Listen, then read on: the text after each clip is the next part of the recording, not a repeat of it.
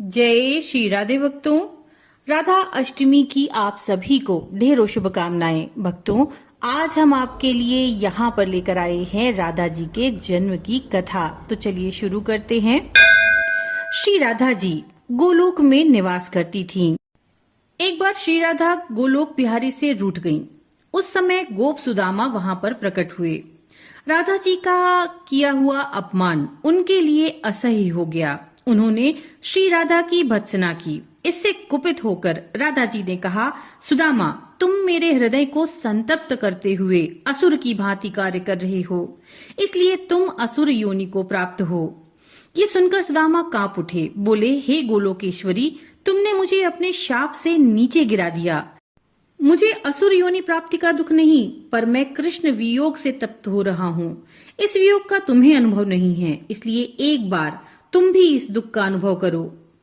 सुदूर द्वापर में श्री कृष्ण जी के अवतरण के समय तुम भी अपने सखियों के साथ गोप कन्या के रूप में जन्म लोगी और श्री कृष्ण से विलग रहोगी। सुदामा को जाते देखकर श्री राधा जी को अपनी त्रुटि का आभास हुआ और वे भय से कातर हो उठी।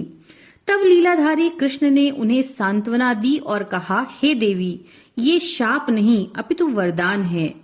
इसी निमित्त से जगत में तुम्हारी मधुर लीला रस की सनातन धारा प्रवाहित होगी, जिसमें नहाकर जीव अनंत काल तक कृतकृत्य होंगे। उधर नृगपुत्र राजा सुचंद्र और पितरों की मानसी कन्या कलावती ने 12 वर्षों तक तपस्या करके ब्रह्मा जी से राधा जी को पुत्री के रूप में प्राप्त करने का वरदान मांगा। फलस्वरूप द्वापर में वे राजा वृषभानु और रानी कीर्तिदा के रूप में जन्मे। दोनों पति पत्नी बने। धीरे धीरे श्री राधा जी के अवतरण का समय आ गया। संपूर्ण व्रज में कीर्तिदा के गर्भधारण का समाचार सुख का स्तोत्र बनकर फैलने लगा। सभी उत्कंठा पूर्वक प्रतीक्षा करने लगे। वो मुहूर्त भी आ गया। भाद्रपद की शुक्ल अष्टमी चंद्रवासर मध्याह्न के समय आकाश मेघाच्छन्न हो गए।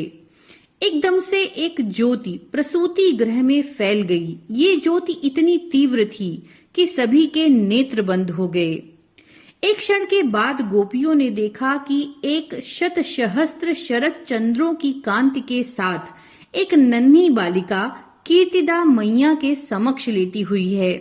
उसके चारों ओर दिव्य पुष्पों का ढेर है। उसके अवतरण के साथ नदियों की धारा निर्मल हो गई, दिशाएं पवित्र हो उठी। शीतल मंद पवन अरविंद से सौरभ का विस्तार करते हुए बढ़ने लगी।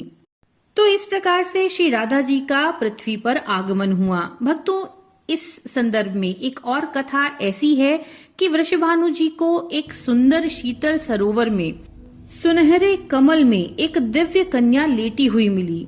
वे उसे घर लेकर आए, लेकिन वह बालिका आंखें खोलने को तैयार ही नहीं।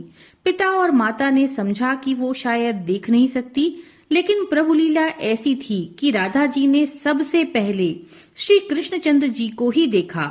जब बाल रूप में श्री कृष्ण जी से उनका सामना हुआ, तभी उन्होंने अपनी आंखें खोल दी। तभी तो कहा गया है, जहां कृष्ण राधा तहां जह राधा तह कृष्ण, न्यारे निमिष न होत कहूं समुझी करहूं यह प्रश्न। जय श्री राधे।